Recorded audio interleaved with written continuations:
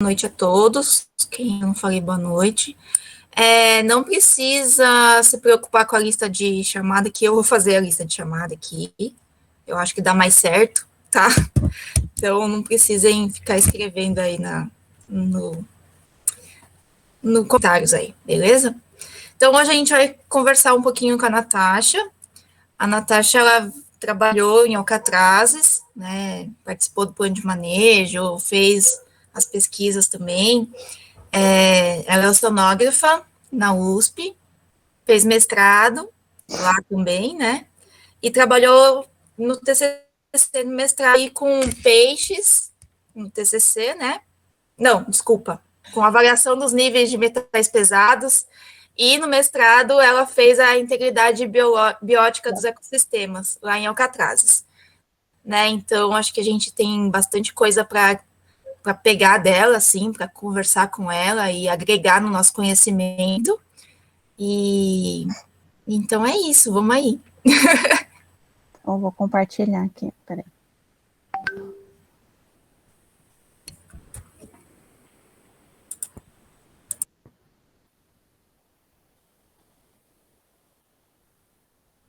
Tá aparecendo? Sim. Tá. Então, boa noite a todos. Hoje o que eu vou apresentar é... Quando a Kelly me convidou, ela convidou para apresentar o que o Leonardo apresentou algumas semanas atrás. E aí eu falei, né, lógico que o mais justo era ele apresentar. E aí eu fiquei pensando sobre o que a gente poderia falar de Alcatrazes, que a gente já tenha feito lá, e que o pessoal ainda não tinha abordado, né? E no caso, quando a gente começou a trabalhar lá, o azul, a parte azul era sempre uma incógnita, né? Tanto na parte biológica, que hoje já avançou bastante, né? Quanto na parte mais oceanográfica, realmente dos processos que estão acontecendo lá. Então, por isso esse nome para essa palestra, né? Então, e quem que é essa cidadã que vos fala, né? Em 2011, a gente estava fazendo uma disciplina que se chamava Projetos. E aí, dentro dessa disciplina, a gente tinha que, a partir de um determinado problema, a gente tinha que desenvolver todo um projeto que envolvesse todas as áreas da oceanografia e que também possibilitasse a participação de todos os alunos da turma. E aí a gente assistindo uma palestra da Kelly, lá no IO, a gente ficou super interessado, falou, por que a gente não faz lá, né? E a gente desenvolveu todo o projeto, então, como ela falou que precisava, que esse azul era tão desconhecido ainda, a gente falou, vamos então fornecer esses dados que eles estão precisando, né? E então foi a partir daí que eu comecei a trabalhar lá. Acabou que o nosso projeto não foi selecionado, né? Eram vários grupos, o nosso projeto não foi selecionado, mas a Kellen acreditou na gente como aluno de graduação e tal, e falou, vamos fazer. E aí, então, em 2011, a gente começou as atividades, a gente foi para lá e tudo, coletou vários dados e conseguiu aí subsidiar também o plano de manejo. E como a gente tinha material lá, no caso, o meu grupo, a gente tinha ficado com a parte abiótica, então a gente tinha coletado sedimento, coletado água, feito algumas análises, e eu tinha o sedimento lá, e eu falei assim, por que não ver qual a composição química que está aí? Já que a ideia era transformar em parque, abrir para visitação, eu falei assim, seria interessante ter um T0, uma base para ser comparada para o futuro. E aí foi que eu fiz o meu TCC. E aí a gente fez uma publicação em 2015, que aí eu vou apresentar aqui mais para frente. E aí, quando chegou no mestrado, eu falei assim, quero continuar em Alcatraz. E aí a gente conseguiu desenvolver esse projeto sobre a integridade biótica e ver as mudanças que ocorreram desde a década de 80 para 2011, que foi quando a Kellen assumiu, e depois em 2014, e foi bem bacana o projeto. Felizmente o doutorado não deu, era para ter sido lá em Alcatraz também, mas aí acabou dando errado. A gente é pesquisador, a gente precisa de financiamento, então às vezes fica um pouco complicado a gente bancar um navio de pesquisa, então acabou não dando certo, eu tive que partir para outras possibilidades. Então, essa sou eu sou muito, a gente participou aí de todo o trabalho do plano de manejo, foi uma experiência incrível, que eu acho que me acrescentou muito, que me ajudou a amadurecer muito como profissional e também pessoalmente, né? Então, eu só agradeço ao Alcatraz ter aparecido na minha vida. Então, hoje, o que eu vou... Primeiro, eu vou falar alguns conceitos básicos de oceanografia para vocês, bem rapidinho, e aí mostrar o que a gente já tem de estudo acerca de informações oceanográficas lá de Alcatrazes.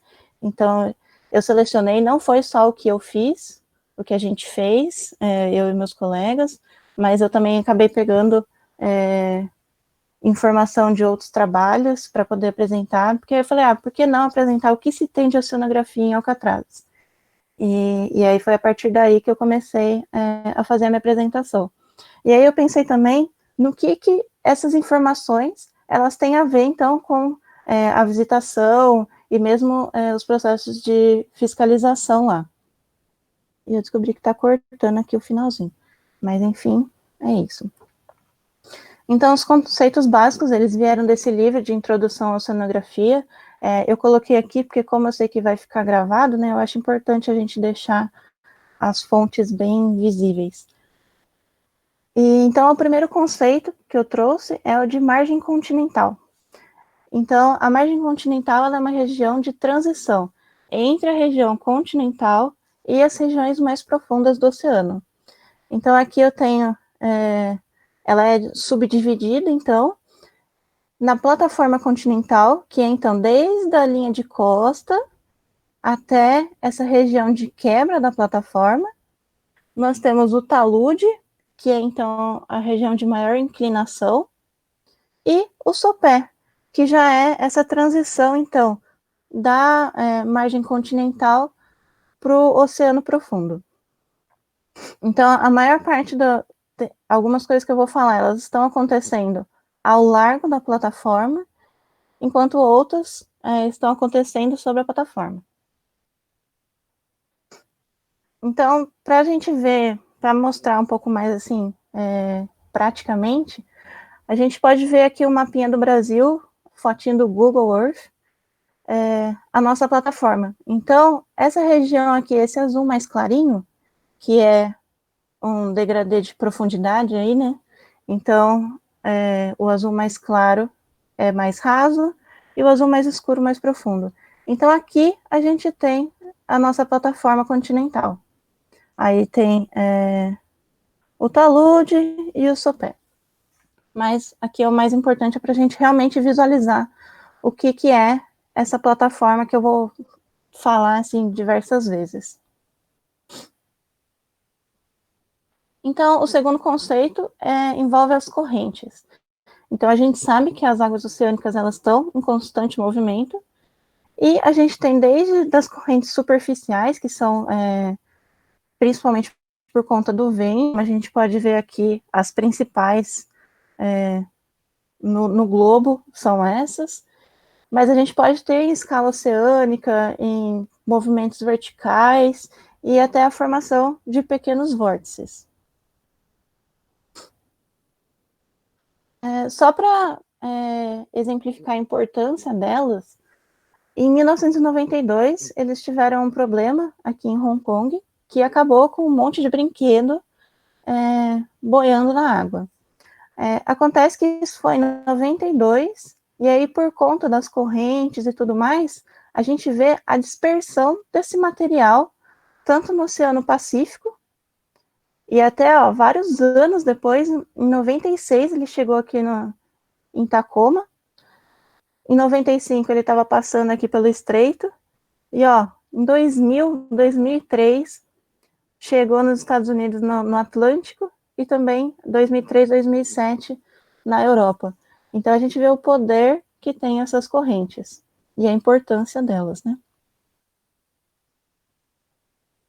Aqui na nossa costa, a gente tem duas principais correntes.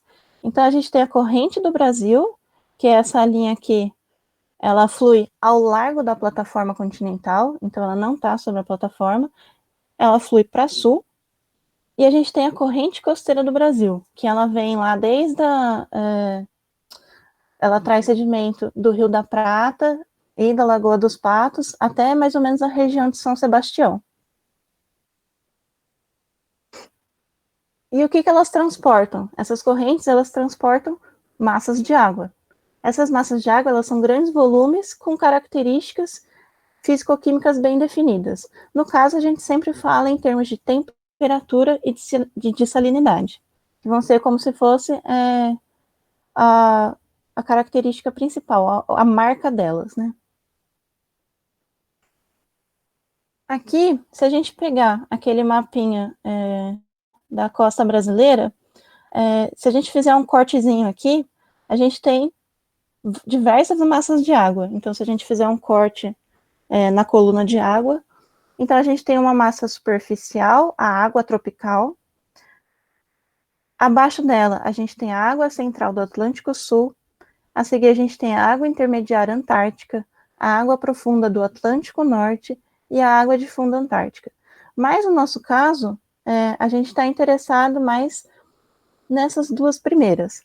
Então, a água tropical, ela está mais ou menos entre 0 e 200 metros. Ela tem uma temperatura maior que 20 graus e uma salinidade maior que 36. A água central do Atlântico Sul, que é a famosa ACAS, que para gente que estuda oceanografia é sempre muito bacana quando aparece, quando a gente faz os estudos, porque ela é uma água que ela está aqui também ao largo da plataforma entre 200 e 500 metros, e ela é uma água bem fria, então ela tem temperatura abaixo de 20 graus e uma salinidade mais alta entre 35 e 36,4. Essas duas, elas são transportadas pela corrente do Brasil, então elas estão vindo lá do norte para o sul. Mas, sobre a plataforma, a gente tem uma outra massa de água, que é a água costeira. E ela é uma mistura entre o que vem de descarga fluvial, as plumas estuarinas, e aí também tem influência da água tropical e da ACAS. E eu acho que esse é o último conceito, é o de ressurgência costeira. Então, o que é esse processo de ressurgência? O que acontece é o seguinte, a gente tem um vento paralelo à costa e que vai ocasionar um deslocamento da água mais próxima à superfície no sentido ao largo. Então, a água se desloca no sentido do oceano. E a gente não pode buraco, né? Então, essa massa se desloca, ela não pode deixar um buraco. Então, o que acontece? Uma massa de água que está mais para o fundo, uma porção de água que está mais ao fundo, ela ocupa esse lugar. Então, esse é o processo de ressurgência costeira. Acontece que essa água que vem mais do fundo, ela é mais fria, costuma ser mais fria e rica em nutrientes. E aí, então, fiquem com essa ideia na cabeça, porque ela é muito importante. Ao redor do mundo, então, a gente tem diversos pontos em que acontece o processo da ressurgência. Então, aqui a gente pode ver em toda essa... onde está vermelho, é onde pode ocorrer ressurgência. E isso não quer dizer que seja uma ressurgência intensa, tá? Mas, por exemplo, no geral, essas regiões onde ocorre a ressurgência, elas estão associadas a maior produtividade pesqueira, como é o caso aqui do Peru. Então, agora partindo sobre o que a gente sabe de alcatrazes. Em relação às massas de água, eu vou apresentar um pequeno histórico. Então, de informação que se tinha, era um resumo apresentado, a primeira informação que se tinha era um resumo que foi apresentado no Simpósio de Biologia Marinha do CEBIMAR de 1994. E você vê que até 2011 a gente ficou sem nada. E isso foi o resultado de 2 disciplinas de pós-graduação lá do IO. E aí, em 2011, a gente fez a coleta, né, dos dados, e o relatório é de 2012. Então, aí, em 2011, para os dados do plano de manejo, a gente foi lá e fez a coleta. E aí, a partir daí, pelo menos a gente que é do IO, toda vez que a gente faz alguma amostragem lá, então a gente sempre pega esses dados de temperatura e salinidade. Então, tem o meu mestrado em 2015, e mais recentemente o projeto GeoHabitat, que então resultou no TCC da Renata, que apresentou aqui no mês passado. E o que todos esses trabalhos concordam é que em Alcatrazes a gente tem a água costeira, a água tropical e a ACAS atuando. Aqui eu falei para o Henrique sobre os nossos equipamentos, né, que equipamento em oceanografia é sempre muito caro. Então aqui a gente tem quando o projeto não tem verba e quando o projeto tem verba. Que aí aqui a gente usa mais manual mesmo, você tem que ficar lendo a temperatura, assim, barco balançando, e é super bem legal para quem passa mal, assim, que nem eu, é bem bacana. E esse aqui, que aí já vem com o equipamentozinho aqui no centro, que aí ele já vai, ele desce na coluna de água, já mede temperatura, salinidade, e traz as amostras de água nas profundidades que você quer. É ótimo.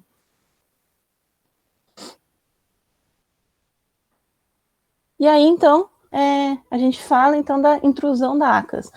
Por que eu não falo ressurgência? Ressurgência é o que está acontecendo, por exemplo, lá em Cabo Frio, que você cai na água e já está geladíssimo. Ali a ACAS está em grande quantidade.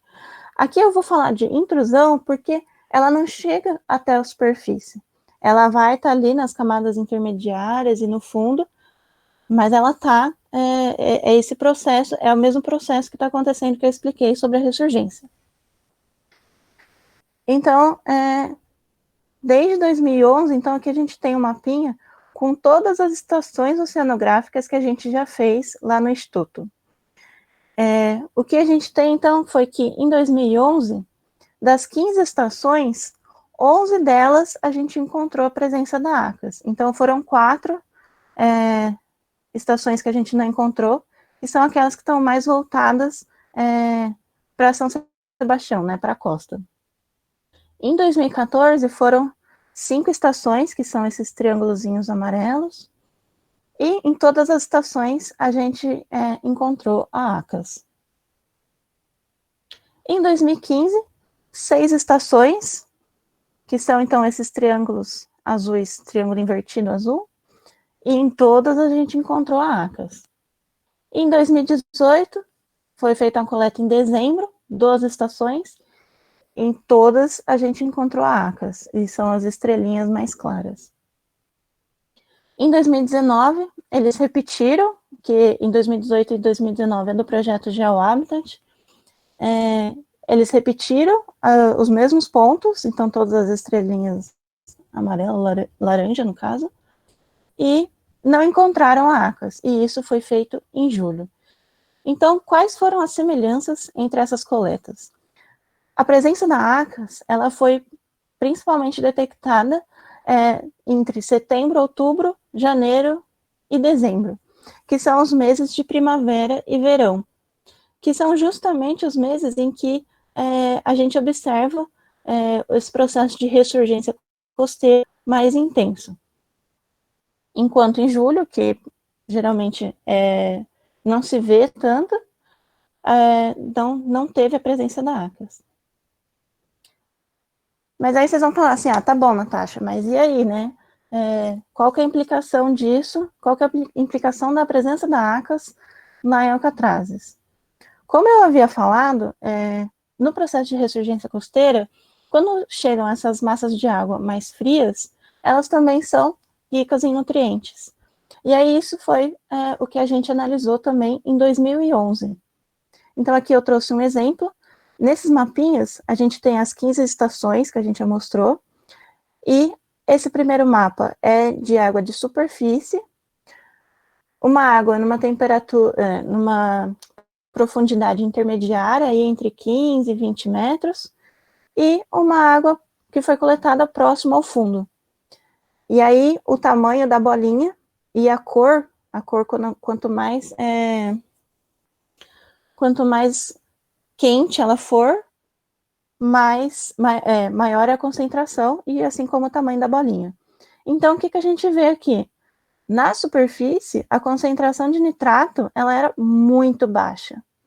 Aumentou um pouquinho nas profundidades intermediárias, e no fundo, bem mais elevado. E quando a gente olha também para o fosfato, a gente tem a mesma coisa. Menor concentração na superfície, vai aumentando até chegar na água de fundo. E vocês vão falar, tá bom, mas o que tem a ver, então, os nutrientes? Ter mais nutrientes. Mais nutriente vai favorecer a produtividade primária, que vai ser, então, a base da cadeia alimentar. O clima de ondas foi o que o Léo apresentou aqui no começo do mês, então eu vou falar bem rapidinho, que foi esse trabalho que foi publicado agora no começo do ano. E aí, só para a gente lembrar que, então, nas regiões abrigadas da ilha de Alcatrazes, são aquelas em que a gente vê a menor intensidade de onda o ano todo. Então, em todos os períodos, a gente vê que ou está branco ou está verdinho. Enquanto na área exposta, a gente tem uma maior intensidade, principalmente no outono e no inverno, mas também na primavera, só no verão que é um pouco mais baixa. E aí, o sedimento, a gente fez uma avaliação em 2012, uma caracterização geral, e também o meu TCC, que então foi a caracterização química. E aí, só para mostrar, nos nossos 15 pontos de amostragem, né? Então, cada grafiquinho de pizza que a gente tem aqui representa uma estação e a quantidade de lama, areia ou cascalho, que é o sedimento mais grosso, que a gente encontrou nessas estações. Então, aqui a gente vê que o cinza mais escuro é o cascalho, o cinza, esse tom intermediário, é a areia, e esse tom mais clarinho é a lama. A gente vê que tem muito pouca lama e que ele é um sedimento predominantemente arenoso, e principalmente de areia fina. Mas a gente tem algumas exceções, porque a gente consegue ver aqui, né? Então, a gente tem estações em que tiveram mais de 30% de cascalho, que aqui a gente consegue ver, ó, tem bastante concha. Então, que foi a estação 5, a estação 7, a 13, e eu acrescento aqui a 8 também. E a gente também tem uma estação que ela teve mais de 20% de lama, que foi justamente a estação 9.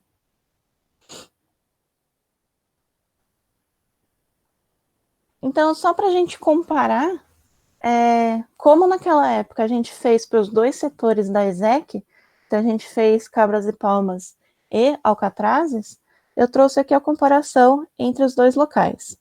Então, aqui Alcatrazes e aqui Cabras e Palmas. O que a gente vê, tudo bem, o sedimento continua predominantemente arenoso, mas a porcentagem de lama, ela aumentou bastante, ela aumenta bastante aqui nessa região. E aí, a gente tem a concentração de matéria orgânica, que está muito relacionada com os teores de lama, que foi, então, muito maior próximo a Cabras e Palmas do que em Alcatrazes. Em compensação, o teor de carbonato de cálcio, ele foi bem maior em Alcatrazes. Apesar do range parecer similar, em Alcatrazes os teores foram bem maiores. Tá bom, mas então o que que isso significa? O teor de lama e o de matéria orgânica, ele está diretamente relacionado a, aos poluentes. Então, os poluentes, eles estão muito mais associados aos sedimentos finos. Então, aí entra o que eu fiz no meu trabalho de conclusão de curso, que a gente conseguiu publicar em 2015, que foi, então, a caracterização química do sedimento.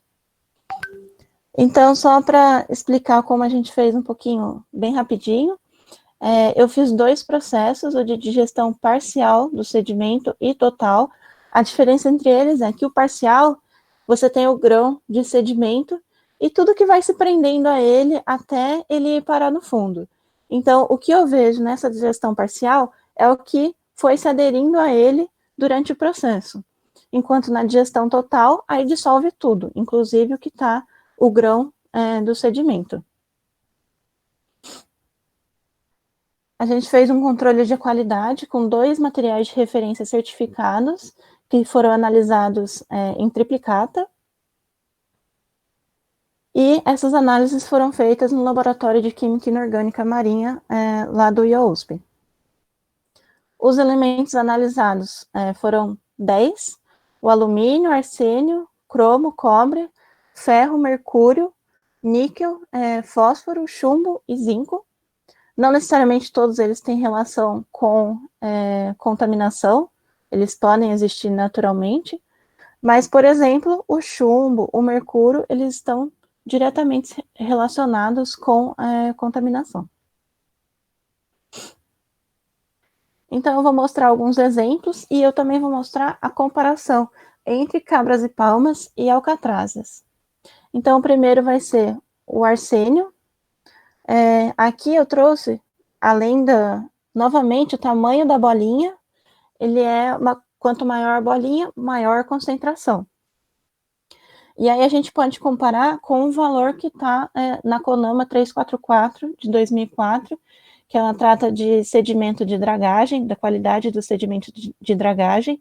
Então, a gente tem um limite desses elementos químicos que pode conter, e a resolução CONAMA ela foi alterada em 2012, 2014, por aí, mas eu estava dando uma olhada quando eu estava preparando a apresentação e para os elementos que eu analisei não teve muita variação, então a gente pode comparar, e aí a gente vê que essas bolinhas amarelas aqui, ó, as concentrações em alcatrazes, elas foram bem menores do que as observadas em Cabras e Palmas. Inclusive, aqui, numa das estações, foi um valor maior do que o da CONAMA, que a CONAMA estabelece. O próximo elemento é o cobre. Então, comparando, as duas regiões, elas tiveram valores bem baixos, exceto, então, aqui a estação 9, que aí, se vocês lembrarem do outro mapa, era a estação exceção, que tinha mais lama, certo? Então, a maior concentração desse elemento também está aqui nessa estação. E aqui também as maiores concentrações ao redor da Ilha das Cabras. O próximo elemento é o mercúrio, que teve valores bem baixos e abaixo da resolução CONAMA. Então, nos 2 locais, as concentrações foram bem baixas, e a gente vê que, apesar de ser tudo uma bolinha bem pequena, esses pontos mais próximos da Ilha das Cabras também, eles têm uma concentração maior, assim como esse ponto 9 de Alcatrazes. O fósforo, então, os valores foram menores, novamente, em Alcatrazes, e maiores em Cabras e Palmas, principalmente ao redor da Ilha das Cabras, mas bem abaixo do que estabelece a resolução CONAMA. E o último, que foi o chumbo, então, maior concentração, novamente, na estação 9, nesse ponto. Eu sempre achei esse ponto um ponto especial, porque ele é sempre diferente dos outros, inclusive na biota, mas isso já foi falado em outras apresentações. E aqui também a gente vê que, novamente, o chumbo, que é um contaminante, muito maior concentração ao redor da Ilha das Cabras.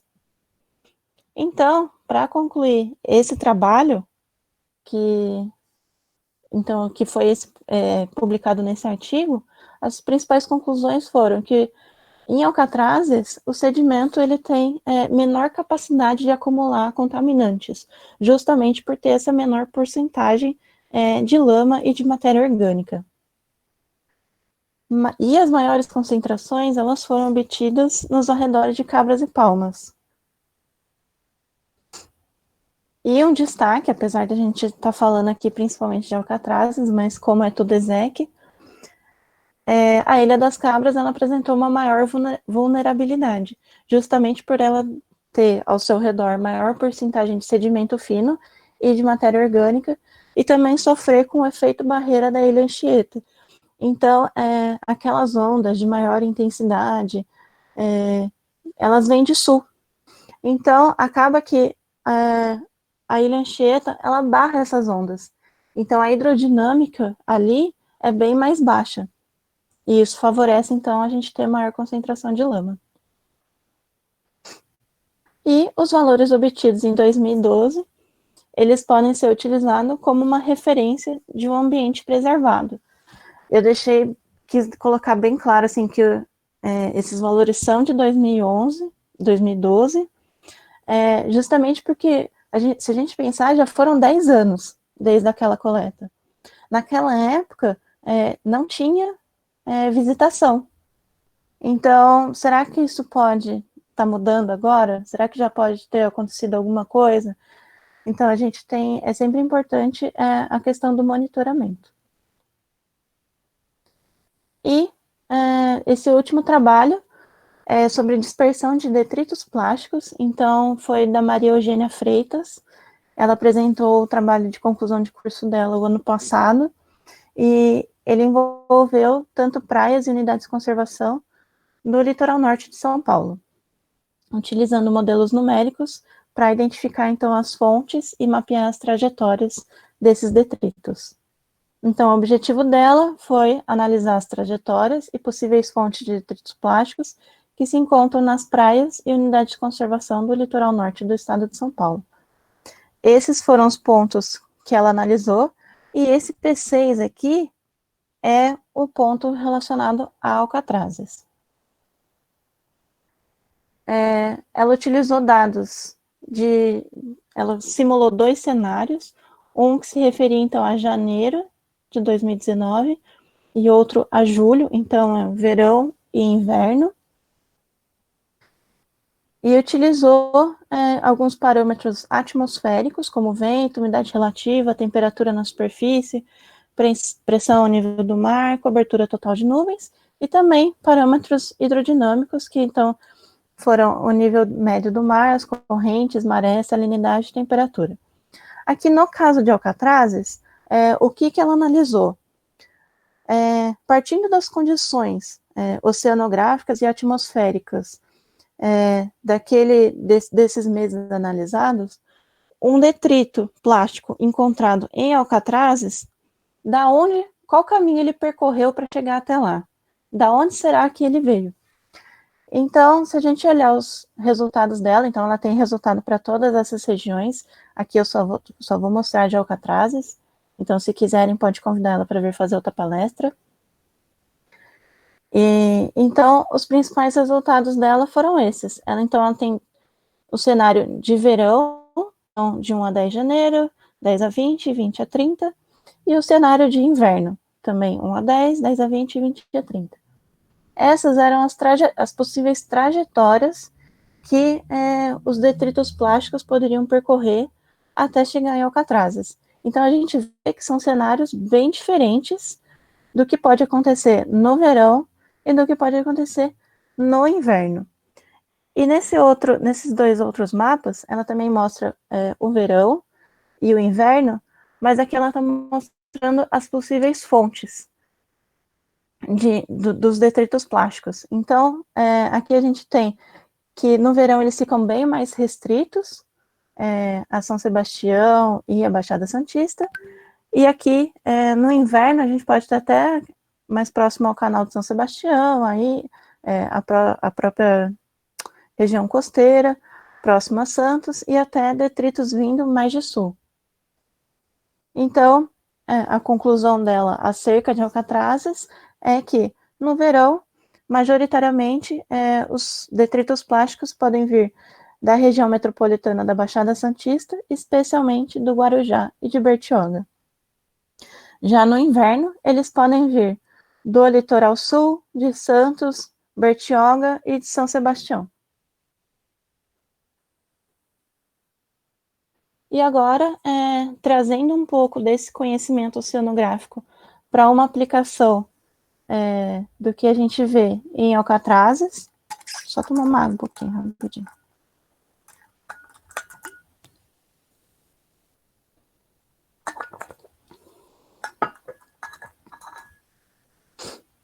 Então, a pergunta que eu me fiz é: como essas características elas podem influenciar a navegação, as atividades de mergulho e as atividades de fiscalização e monitoramento?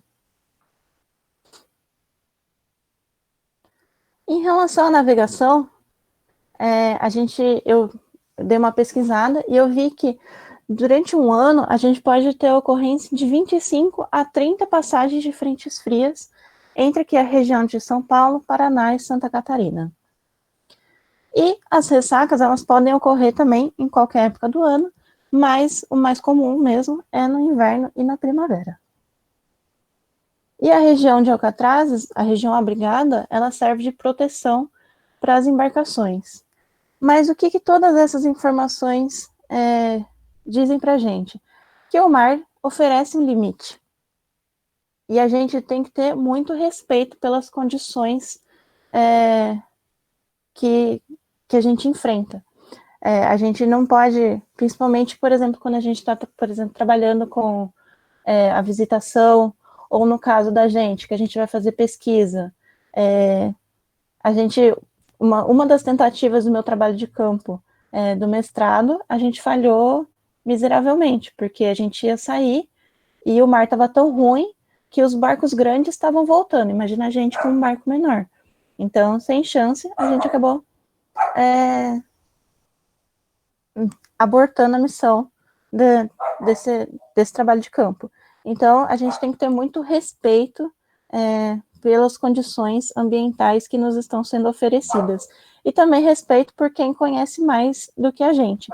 No caso, por exemplo, a gente que está numa embarcação, o comandante, ou no caso das nossas embarcações menores, os mestres, eles têm esse conhecimento prático, que eu acho que vocês também, quem é condutor e tal, tem, que a gente tem que entender, que quando a pessoa fala assim, olha, a gente precisa ir embora, a gente precisa ir embora. Então, não dá para dar aquela forçadinha e tal, né? A gente tem que estar preparado, então, para essas condições adversas, e a gente também tem que ter muita responsabilidade, porque no caso de uma visitação, ou mesmo de um barco, navio de pesquisa, quem ali está comandando tem a responsabilidade de cuidar da vida de muitos. E não só isso, quando a gente está num barco, todo mundo é responsável pela vida de todo mundo. Então, tem que todo mundo se cuidar e pensar coletivamente, né? Em relação à temperatura da água, quando eu fiz o meu curso de mergulho, a primeira vez estava um tempo horrível, e a água estava com 19 graus, e foi, assim, muito difícil. Então, eu fui perguntar pro Henrique aí, se no mergulho autônomo, que o pessoal faz aí em Alcatrazes, a que profundidade geralmente as pessoas chegam. E aí ele me falou que geralmente no máximo aí até 10 metros, mas que tem gente que chega até 18 ou 20 metros.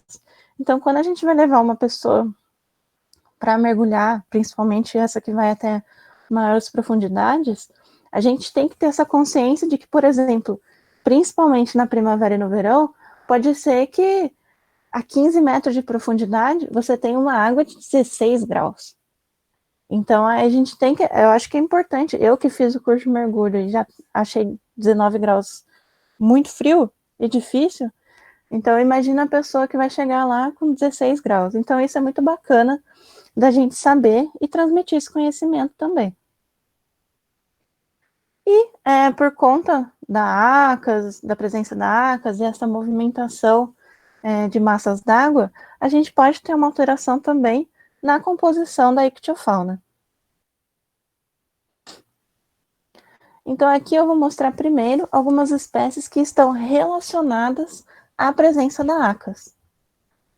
Então, elas estão relacionadas a esse movimento da ACAS na plataforma continental, e ela pode fazer com que espécies que são encontradas em regiões mais profundas, elas ocorram em regiões mais rasas e próximas à costa. Então, aqui seria o caso, isso eu me baseei nesses 3 trabalhos científicos. Então, a Dulis auriga, que é a mariquita, a merluza, a trilha, Mulus argentini,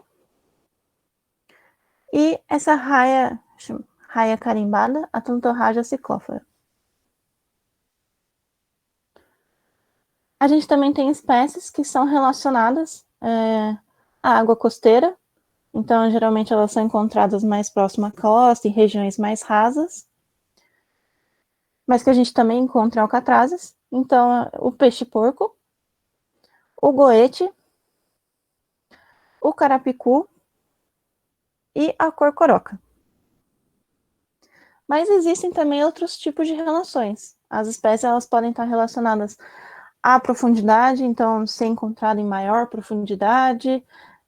Elas podem estar relacionadas ao tipo de fundo.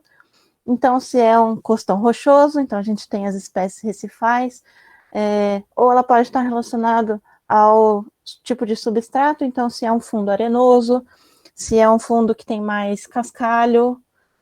Então, aqui eu trouxe alguns exemplos.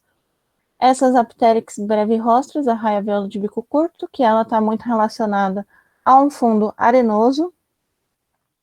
O pargo, que está relacionado a um sedimento um pouquinho mais grosso, de cascalho.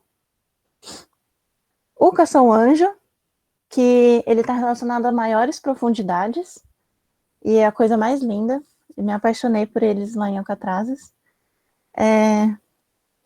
A cabrinha, que também está associado a um tipo de fundo arenoso, e esse linguado Paralíctes patagônicos, que ele também está associado às maiores profundidades. E todos esses a gente encontrou lá, foram bichos capturados lá. E, inclusive, o pargo, essa raia-viola e a cabrinha, eles são das espécies mais frequentes e coletadas praticamente em todas as estações que a gente já fez. Agora, falando da questão da contaminação, existem 2 tipos de contaminação principal, que é a aguda e a crônica. Então, qual que é a diferença entre elas? A aguda é quando a gente tem, por exemplo, um derramamento de óleo e a gente vê aquela mancha, a gente vê os bichos que acabaram sendo cobertos por esse óleo. É aquilo que a gente está vendo ali já naquele momento, são os efeitos que a gente está vendo naquele momento. Então, eu já tinha falado sobre a contaminação aguda, e a gente tem essa contaminação crônica, que então, todo dia, a gente não está vendo, mas existe aquela condição e que está contaminando aquele ambiente. E aí, só para exemplificar para vocês, aqui tem a foto da Marina, lá do Saco da Ribeira, e aí o que acontece? Os barcos estão, todo dia tem um monte de barco passando, não necessariamente eles estão com a mesma condição de manutenção, então às vezes tem aquele pequeno vazamentinho de óleo, então a gente não está vendo, mas isso não quer dizer que não esteja acontecendo. E aí, nesse caso, como é que a gente pode ajudar? A gente tem que ter muita atenção às nossas embarcações, para saber, então, se tem algum vazamento, deixar sempre a manutenção em dia. verificar, né, se existem vazamentos, e também o monitoramento da qualidade ambiental, que foi, por exemplo, o que eu fiz em 2012, com o material coletado em 2011, e seria importante que a gente, por exemplo, agora que abriu para visitação, a gente coletasse, ou pelo menos de quanto em quanto tempo a gente precisa para fazer uma avaliação. Então, sei lá, a gente poderia ver agora e ver como é que está a situação lá em Alcatrazes. Em relação ao lixo, em 2017 teve um problema lá no Porto de Santos, então vários contêineres foram parar na água, e eu acho que vocês, acho que deve todo mundo saber dessa história, mas que até 9 meses depois, o Júlio Cardoso, que aí todo mundo já conhece, eles estavam encontrando material lá em Alcatrazes. Então, isso é a importância do trabalho que, por exemplo, a Mauê fez, a Maria Eugênia, desculpa, que ela fez. Mas também não só esse tipo de coisa, mas a gente tem que também atentar para as redes fantasmas. Então, são aquelas redes que, seja por um motivo de rasgou enquanto o pescador estava fazendo lá o seu arrasto, e ele rasgou, tá bom, fica lá. E porque isso tem um impacto muito grande na biota. O lixo in situ mesmo, então quando a gente vai fazer algum trabalho lá, a gente vai levar visitante lá, lembrar da importância de a gente trazer o nosso lixo de volta, né? E não jogar nada na água. E relembrar onde começa o oceano, que na verdade começa em terra, né? Então a gente tem que fazer esse trabalho tanto da fiscalização quanto de educação ambiental. E eu acho que isso, essa integração entre a academia e a gestão pública e a sociedade está sendo muito importante. E aí, só para finalizar, então, eu já estava falando, né, mas eu valorizo muito o que o pessoal da Revis e da ESEC tem feito, o pessoal do ICMBio Alcatrazes, porque eu acho muito importante, né, que a gente se aproxime. Eu sempre tive para mim que eu precisava fazer pesquisa que fosse, que tivesse algum significado, que tivesse, não vou falar importância porque está errado, né, mas que estivesse sendo necessária ali, porque tem muita informação faltando, sabe? Então, e isso ajuda a gestão ambiental, os gestores, né? Então, eu acho que a gente tem que trabalhar sempre nessa parceria. Então, eu acredito que essa união entre a academia, os órgãos gestores e a sociedade, eles levam, então, ao conhecimento e à proteção. Antes eu era meio contra abrir Alcatrazes, justamente por esse medo de contaminação e tudo mais, mas a gente vai mudando um pouco de ideia, né? E a gente vê que o fato do pessoal hoje tá se empoderando de informação e tal, e vocês poderem passar isso para um visitante é muito importante, faz com que mais gente cuide da região. Então, eu só parabenizo as iniciativas de vocês. Aí, enfim, as referências que eu mostrei aqui.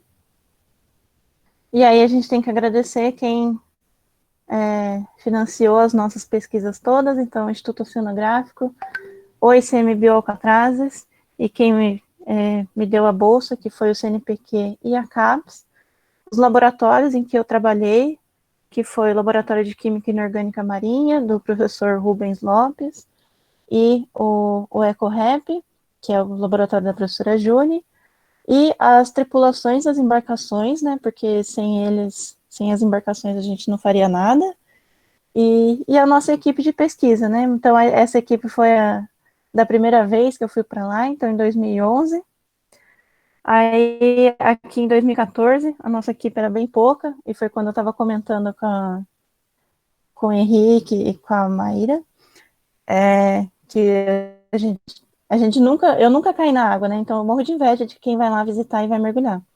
Porque eu até agora não consegui fazer isso. E em 2014 a gente estava lá e a água na superfície estava 29 graus. E então imagina o que estava em cima da nossa cabeça, estava muito quente. E o meu Crocs, então eu estava com o Crocs e aí eu fiquei com as bolinhas, as marcas de queimado no pé, de tão quente que estava. E aí aqui também a gente estava no Alpha Delfine, né? Então aqui a gente tem a nossa tripulação e os pesquisadores que ajudaram no trabalho de campo de 2015. E é isso, gente. Muito obrigada. Esse aqui é o meu e-mail. Quem quiser fazer contato, fica à vontade.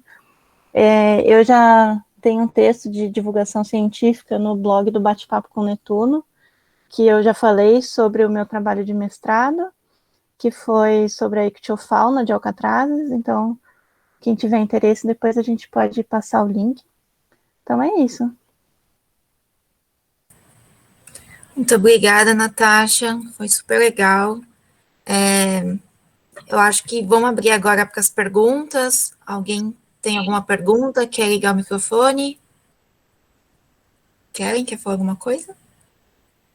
Eu queria agradecer a Natasha, tão bom ver depois de 10 anos. Depois de 10 anos, quanta coisa já andou, né? E quantos dados legais a gente já tem. Na época, como você falou, vocês eram alunos de graduação e fizeram todos os trabalhos do plano de manejo. Tem ideia do que é isso? Não, eu assim, hoje eu vejo e falo assim, meu Deus, como é que a Kellen confiou na gente assim? Mas foi ótimo, assim, porque para mim foi muito legal, porque eu descobri que eu gosto muito dessa logística de preparar os embarques, então pensar em tudo, me fizeram chorar, porque a gente, como aluno de graduação, né, a gente é a cadeia, a gente está embaixo, né, na cadeia. Escraviário. Então a gente apanhou um pouco, mas foi muito bacana, foi assim, uma experiência que para mim foi fundamental, assim, para mim mudou muita coisa. E para nós também. Eu acho que para nós a unidade depois do plano de manejo é outra coisa, né? A gente tem segurança para atuação, a gente tem ordenamento das atividades, então, assim, todo o trabalho que a gente consegue fazer hoje, ele é graças aos estudos e esforços que tiveram de todos os pesquisadores, e aí foi um batalhão de gente, né? Que possibilitou a elaboração do plano de manejo. Senão a gente não teria nem visitação, porque a unidade sem plano de manejo não pode visitação pública. Pois é. Obrigada mais uma vez por tudo. Foram muitas mudanças mesmo. Eu falo que Alcatraz é outra depois que você chegou, que não tem jeito. Obrigada. Você também. A gente só tá auxiliando, né? Então, Não, mas se puder ajudar, a gente sempre ajuda, você sabe. Obrigada. Vamos deixar o pessoal falar aí, né? Dos condutores. Aqui eu vi uma pergunta. Tem a Cíntia fez uma pergunta que está aqui no chat. Você não quer falar, Cíntia?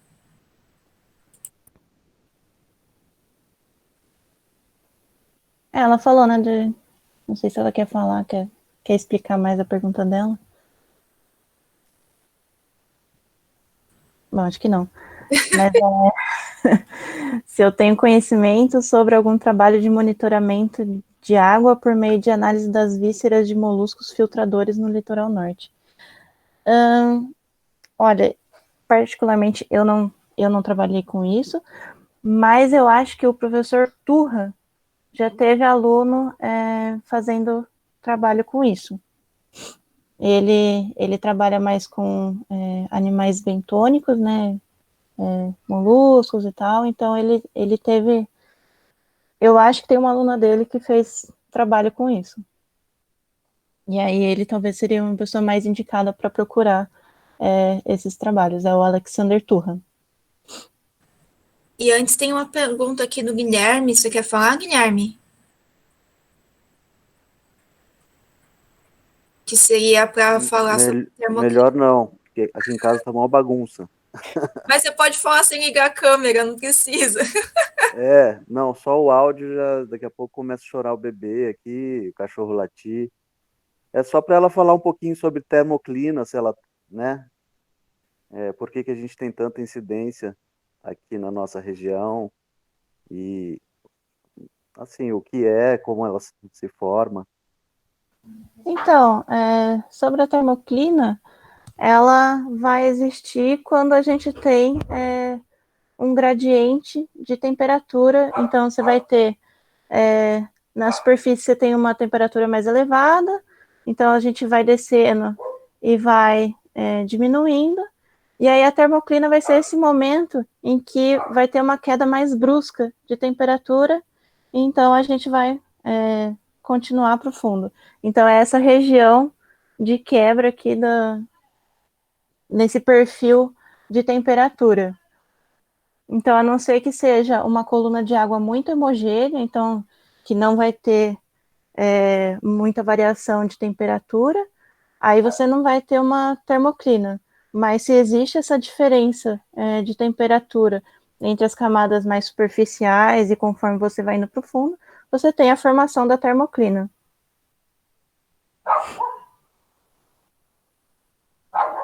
Tá certo, obrigado. Mas a água fria que aparece em Alcatrazes, na maioria das vezes, é a tal da ACAS que a Natasha falou aí o tempo todo. Sim. Aquela que fica a água meio trêmula, assim, de... Nossa, eu fico imaginando, 16 graus para mergulhar, eu ia sofrer muito. Até os peixes fogem. Uns aparecem, outros fogem. Não, eles ficam pra cima, dá pra ver, assim, parece que tem uma gelatina que eles não conseguem afundar mais, é impressionante. Então, essa é a questão da aplicação da oceanografia no que vocês estão vendo ali na prática, né? E eu acho que isso é bacana, tipo, vocês saberem por que isso está acontecendo, né? Oi, Natasha, tá me ouvindo? Tô. É a Cíntia. Eu fiz a pergunta sobre os moluscos filtradores, porque eu apresentei o meu trabalho de conclusão de curso em biologia com análise, com estudos de mariscos, o mexilhão perna a perna, de monitoramento. Eu fiz um monitoramento durante um ano com amostras doadas pelo Instituto de Pesca de Ubatuba. E eu apresentei um trabalho no Simpósio de Biologia Marinha, em 1998, que foram estudos preliminares. Quem foi meu orientador foi o professor José Carlos de Freitas, que era especialista nessa área de toxinologia. E em 2009, quando eu fui trabalhar na Secretaria de Meio Ambiente de São Sebastião, eu descobri que o laboratório Adolfo Lutz fazia as análises de vísceras, né, das vísceras de mexilhões aqui na costeira, próximo à região do Porto. Mas eles nunca abriram para o público, né, esses resultados, então, e eles também não continuaram esses estudos. E aí, eu lembro que o pessoal da Anvisa, eu mandei um ofício, eles responderam, mas foi uma resposta por telefone, nada formalizado, assim. Não continuaram as pesquisas, os trabalhos, né, as análises, e eles chegam a acumular metais pesados, todas as impurezas que estão na água, né, do ambiente marinho. Seria interessante, de repente, os órgãos ambientais reiniciarem esses estudos aqui com os filtradores, né? Não, isso é super importante mesmo, Cíntia. Os filtradores, eles estão mais suscetíveis, justamente por eles estarem ali filtrando a água e em contato com o sedimento, né? Então, para eles serem contaminados é mais fácil, eles estão mais vulneráveis. E aí a Júnia, minha orientadora, ela falou que, sobre os moluscos que você perguntou, ela falou que o pessoal do Instituto de Pesca, eu acho que isso você já conheceu, né? Sim. Fizeram isso para a Praia da Mococa. Ah, então, outro contato aí que vocês podem... Legal. Porque tem a criação de mariscos ali naquela região da Cocanha, né? Próxima à Mococa também. Uhum. Então é bom para a gente estabelecer contatos. E é o que você falou, assim, não adianta a gente ficar fazendo pesquisa e ficar restrito ao nosso instituto, à nossa universidade, Sim. a gente tem que levar essa informação para o público. Você vê, é um trabalho super importante e a gente tem que mostrar, né? A gente tem que falar, olha, por isso que você não pode jogar lixo no chão, por isso que você não pode, tem que fazer a manutenção do seu barco. A gente tem que mostrar isso. E a gente tem duas grandes fontes poluidoras aqui, que é a Petrobras e o Porto. Seriam deles, talvez, a cobrança, porque eles fizessem essas análises, né? Mas, enfim. É bom, porque o financiamento é importante, né? Porque toda análise ela tem um custo, então a gente tem que, e querendo ou não, a Petrobras e tudo mais, eles são um grande financiador desses estudos. Mas, né, a gente, de qualquer forma, a gente tem que tentar manter esses estudos em dia, justamente para acompanhar, né? Sim. Obrigada, Natasha. Nada. Silvia, fala, Silvia.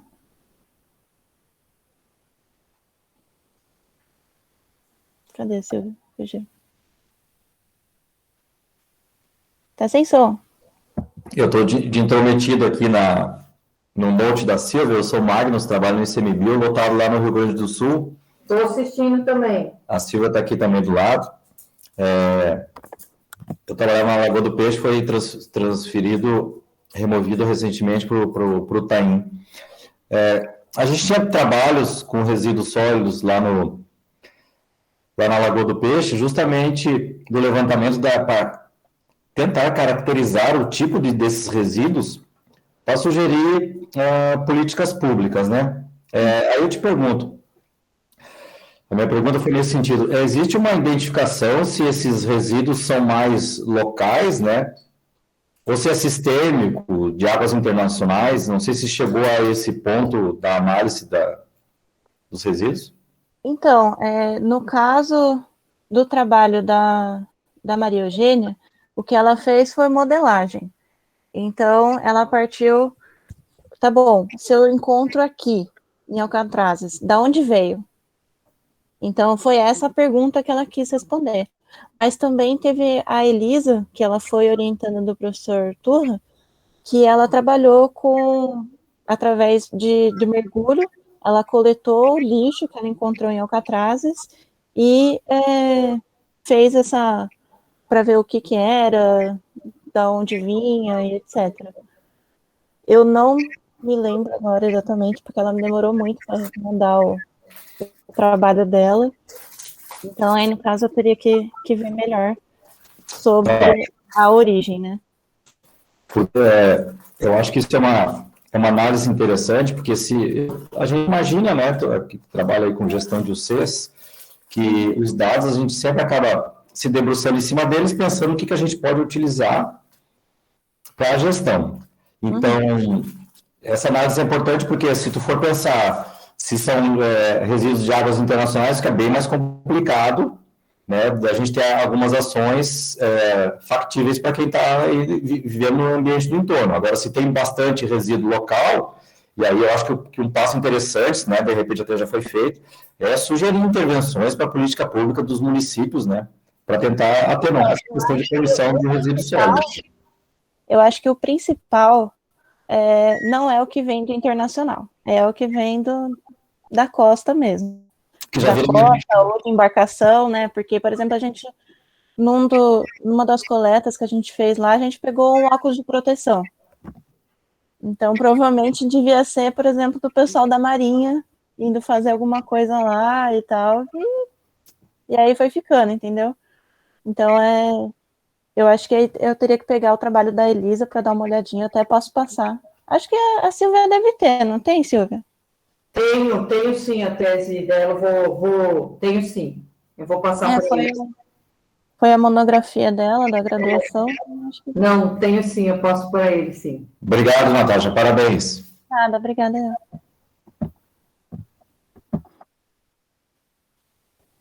Alguém mais tem mais pergunta? Aproveita, gente.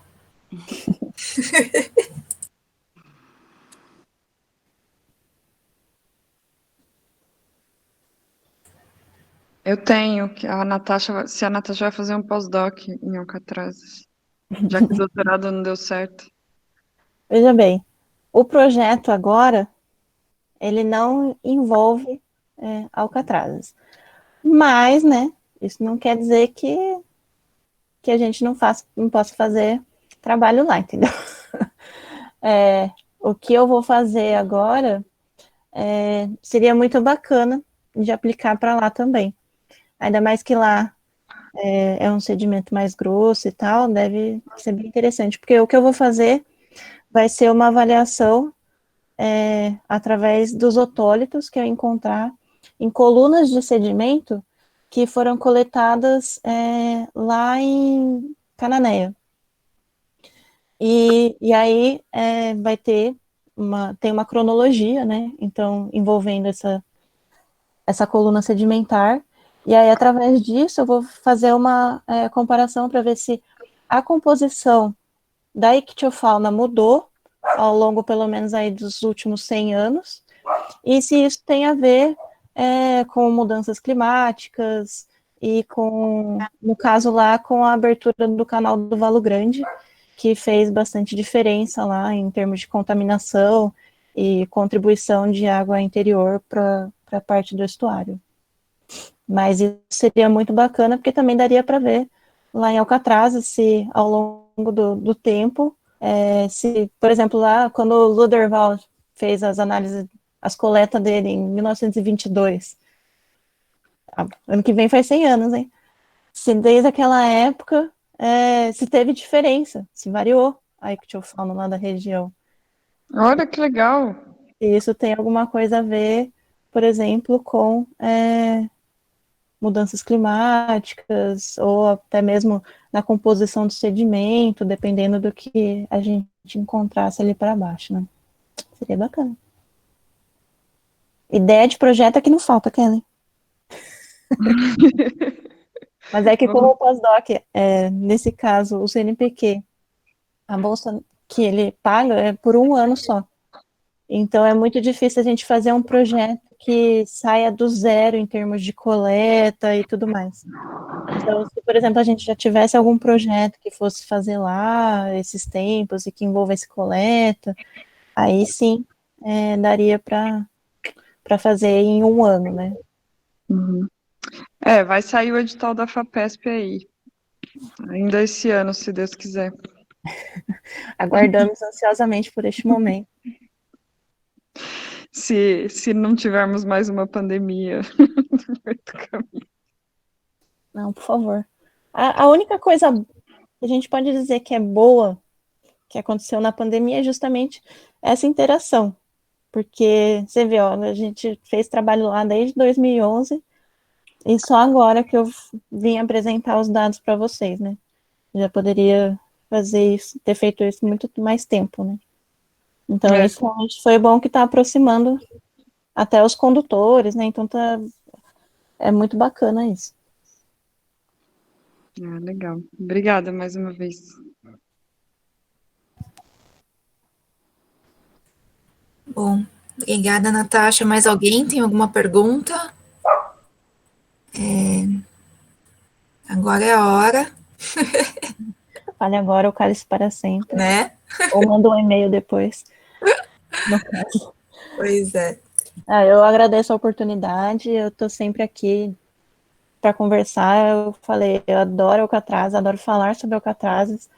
Eu estava fazendo a apresentação, eu nem precisei apresentar várias vezes para treinar, porque ela, apesar de já ter sido feita há muito tempo, são coisas que, sei lá, já estão marcadas em mim, entendeu? Então, faz parte da minha vida já.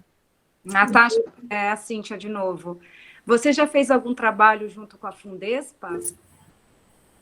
Não. No caso da Fundespa, hoje ela foi fechada, né? Foi fechada. Uhum. Foi, já faz alguns anos. Mas quando a gente começou essa parceria para fazer os trabalhos em Alcatraz, foi uma parceria do IO com o ICMBio. Então, qual que era as contrapartidas, né? O IO com a embarcação, o ICMBio com a comida e o óleo de vez em quando dava, né, gente? E então a gente foi tentando um ajudar o outro para conseguir gerar essas informações.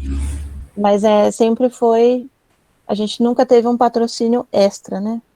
Então, por isso até esse caso do edital da FAPESP vai ser bem bacana, porque aí vai ser mais um aporte de dinheiro voltado para Alcatrazes, né?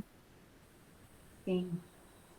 Mas o IO, ele tem um termo de cooperação com o pessoal do ICMBio Alcatrazes, então já desde aquela época, quando surgiu, teve um grupo de trabalho do Litoral Norte, que era justamente ver as demandas que se tinha na região e de que forma o IO poderia ajudar. Então, eu me envolvi também nisso, e aí foi disso que saiu esse termo de cooperação entre o IO e o ICMBio.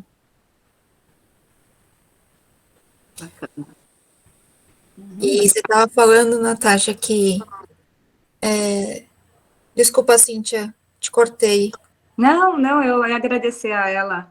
É que eu ia citar sobre a Fundespa, porque eles também faziam um outro trabalho com animais vivos para fazer análise, monitoramento de água, né, no canal de São Sebastião, que era a fecundação utilizada com embriões de ouriço do mar. Aí coletava-se os gametas, né, a Fundespa fez muito esse trabalho. Coletava-se os gametas masculinos e femininos, fazia a fecundação em laboratório e depois testava a amostra de água do canal de São Sebastião nesses embriões para ver se provocava algumas anormalidades, né? E é um trabalho bacana também que dá para fazer e é fácil, né? Porque a gente tem bastante ouriço na região. Diminuiu bastante, né? Tinha mais. A Fundespa já fechou faz alguns anos já. É uma perda, né? Porque, querendo ou não, ela mantinha muitas atividades e acabava conseguindo bolsa para aluno, fazer o trabalho e tudo mais. Mas, enfim, burocracias são outro campo, né?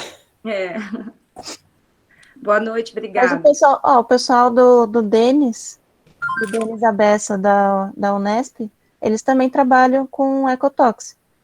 Então, interessante.